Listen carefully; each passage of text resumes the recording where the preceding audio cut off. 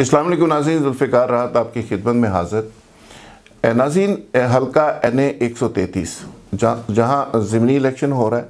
परवेज़ मलिक साहब की फौतगी के बाद ये सीट खाली हुई थी। शाइस्ता परवेज़ नून लीग की तरफ से उनकी मिसेस कैंडिडेट हैं। PTI की तरफ से जमशेद चीमा साहब थे जो टेक्निकल बुनियाद के ऊपर आउट हो गए, लेकिन वो एक्टिविटी आज भी अपनी जारी रखे हुए हैं। पीपल्स पार्टी की तरफ से तीसरी बड़ी जमात जो पीपल्स पार्टी की तरफ से असलम गिल साहब हैं, और वहाँ पे जो आजकल अजीबोगरीब तमाशा लगा हुआ है। वैसे तो पूरी मुल्की सियासत को ऑडियो और वीडियोस ने अपनी लपेट में लिया हुआ है, लेकिन हल्का 133 वैसे ज़िमनी इलेक्शन की इम्पोर्टेंस एक होती है, सारे लोगों की तवज्जो होती है, लेकिन हल्का 133 पे इसलिए तवज्जो पूरे पाकिस्तान की आ गई, पूरे पाकिस्तान के मीडिया की आ गई, इदारों की आ गई और सियासतदानों की आ गई कि वहाँ पे भी नून लीग के थोक के हिसाब से ऐसे क्लिप्स मिलना शुरू हो गए जिसमें क्रिश्चियन वोटर्स से बाइबल के ऊपर हलफ लिया जा रहा है और 2000 रुपये दिए जा रहे हैं। मुसलमानों से कुरान पाक के ऊपर हलफ हाथ रख के हलफ लिया जा रहा है कि जी आपने 5 तारीख को शेर को वोट देना है। अच्छा, ये पब्लिकली लोगों के सामने, कैमरों के सामने, सड़क के ऊपर, पॉलिटिकल दफ्तर, इंतखाबी दफ्तरों के अंदर ये सारा धंधा चल रहा है, यानी खरीदो फरोख्त का धंधा। इलेक्शन कमीशन इतलात है कि जिन्होंने नोटिस ले लिया है। अब आगे इलेक्शन कमीशन क्या करता है और किस तरह इस मामले को आगे प्रोसीड करता है। चंद दिन इलेक्शन में रह गए हैं। ओवरऑल जो सिचुएशन हल्के के अंदर है, ये जो वीडियोस हैं इसने उसको चेंज करके रख दिया। यानी एक आम परसेप्शन जो थी कि पीपल्स पार्टी वोटों को खरीदेगी, उसका कोई क्लिप सामने नहीं आया अभी तक। हल्के का मजमूई तौर पर कुछ 4,12,000 वोट है, जिसमें कुछ 60,100 माइनॉरिटी का वोट है और इसके अलावा बड़े गरीब लोग वहाँ पे रहते हैं। ये हर हल्के के अंदर ये जो हम कहते हैं ना कि इलेक्टेबल्स जिनको आप बोलते हैं, ये इलेक्टेबल्स बुनियादी तौर पे बनते कैसे। कुछ तो खैर वो लोग हैं जिनके अपने बड़े सरदार हैं, उनके अपनी राय है, वहाँ पे 20-30 हज़ार लोग बैठे हैं, गरीब आदमी, वो उन्हीं को वोट देते हैं और चॉइस कोई नहीं होती। लेकिन मोस्टली लाहौर और अराउंड और पंजाब के अराउंड मुख्तलिफ जगह पे जो इलेक्टेबल्स हैं वो कर क्या रहे हैं, वो 20,000-30,000 वोट पक्का इसलिए रखते हैं, शनाख्ती कार्ड उनके पास होते हैं, उनको घी के डब्बे और उनको आटे का थैला वो मंथली पहुंचता रहता है। तो इस तरह के छोटे छोटे पैकेज लगाए हुए हैं, किसी को डरा के, किसी को धमका के, किसी को कुछ दे के उसकी लिस्टें विस्टें बनाई हुई हैं। तो ये भी उसी तरह का धंधा चल रहा है कि शनाख्ती कार्ड उनके जमा किए जा रहे हैं। पहले शनाख्ती कार्ड आता है, फिर उसको चेक किया जाता है मशीन से, फिर देखा जाता है कि उसका वोट इस हल्के में है, फिर उसे हलफ लिया जाता है, फिर उसको पैसे दिए जाते हैं और कैमरे के सामने दिए जा रहे हैं। मैं इसके बारे में क्या कहूँ, इससे बड़ी कोई डटाई हो सकती है। जो कुछ ये सारी दुनिया देख रही है, ये क्या इलेक्शन है, ये किस मोरालिटी की हम बात कर रहे हैं। हम वोट को इज़्ज़त दो का जो नारा लगाते हैं नून लीग, ये वोट को इज़्ज़त दो का ये नारा है। मैं हैरान हूँ, ये नवाज शरीफ साहब इस वोट को इज़्ज़त देने की बात कर रहे हैं। सिर्फ फ़ौज के ख़िलाफ़ सिर्फ नारे लगाने से नहीं होता, सियासत के अंदर कोई नाम्स, कोई अखलाकियात पैदा करना भी लीडर का काम होता है। और बदकिस्मती इस मुल्क में ये है कि हमारे जितने सियासतदान हैं उनके अपने दिमागों के अंदर जमहूरियत नहीं है, पार्टी के अंदर जमहूरियत नहीं है, रवैयों के अंदर जमहूरियत नहीं है और ना कोई नाम्स हैं। वो जाते हैं बस कारोबारी लोगों की तरह। इसीलिए तो सियासत कारोबार बन गया।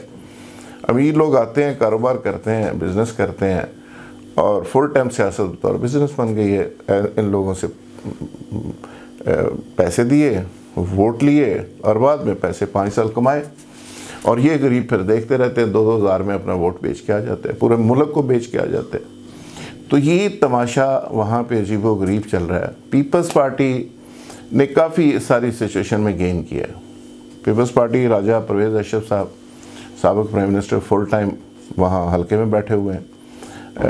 कराची से टीमें अलग से सपोर्ट कर रही हैं और मिनिस्टर्स और बाकी लोग आ रहे हैं।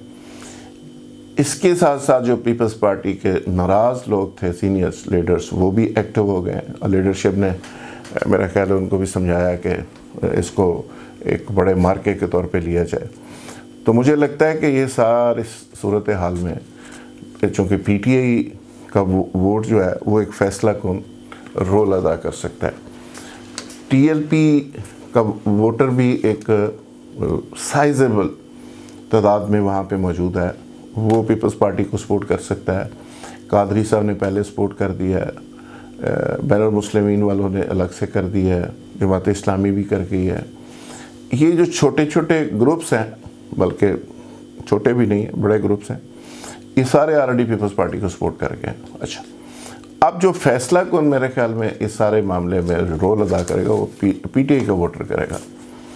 पीटीआई के वोटर में से बहुत सारे लोग मैं ज़ाती तौर पे जानता हूँ, वो पीपल्स पार्टी के साथ अंदर खाते राब्ते में है। कुछ ले दुआ के इस चक्कर में, कुछ प्यार मोहब्बत में, कुछ दोस्तियों में, लेकिन वो सिलसिला एक चल रहा है। तो मुझे लगता है कि पीपल्स पार्टी कोई सरप्राइज़ इस हलके में दे सकती है, और जरदारी साहब ने इस बात की ठान ली है कि उन्होंने 133 में कुछ सरप्राइज़ देना है। पंजाब में उन्होंने धड़ल्लेदार और ज़बरदस्त किस्म की एंट्री डालनी है, और वो एंट्री मुझे डलती हुई नज़र आ रही है, क्योंकि जिस सिचुएशन में नून लीग की कैंपेन है और जितनी स्ट्रेस में इन क्लिप्स की वजह से चली गई है, तो उसके बाद सारा बूम पीपल्स पार्टी के वोटर को, सपोर्टर को, कैंपेन को मिला है, और वो बड़ी तादाद में दफ्तर वहाँ खोलने में कामयाब हो गए हैं। और देखें जी, पीपल्स पार्टी ने अगर किसी को पैसे वैसे दिए भी हैं, लेकिन उन्होंने बड़ी अक्ल का मुजाहरा किया और अक्लमंदी से दिए हैं, यानी इस तरह की बेवकूफ़ी नहीं की। मैं हैरान हूँ कि नून लीग इतनी तजर्बाकार, इतनी पुरानी पार्टी है, इलेक्शन मैनेजमेंट की माहिर है, फिर भी ये हालत है। तो इसके बाद हम क्या कह सकते हैं, क्या सिचुएशन होगी।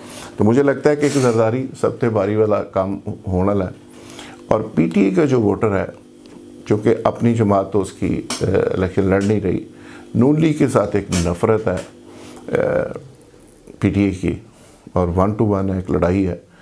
इन हालात के अंदर उनके पास चॉइस सिर्फ पीपल्स पार्टी होगी, और वो इसलिए कि पीपल्स पार्टी ने भी उनको सॉफ्ट कॉर्नर देना शुरू कर दिया कि पीपल्स पार्टी के लोग आजकल इमरान खान की क्लास नहीं ले रहे, और उसकी वजह यह वो नून लीग पे तनकीद कर रहे हैं। हल्के में कैंपेन भी उन्होंने इस तरह की डिज़ाइन की है कि वो पीटीआई के लोगों को या पीटीआई की लीडरशिप को हदफ तनकीद ना बनाए, बल्कि नून लीग को खींच के रखें। तो उसका नतीजा ये होगा कि पीटीआई का वर्कर जो है वो सॉफ्ट रहेगा, और वो सपोर्ट भी करेगा और वोट भी देगा।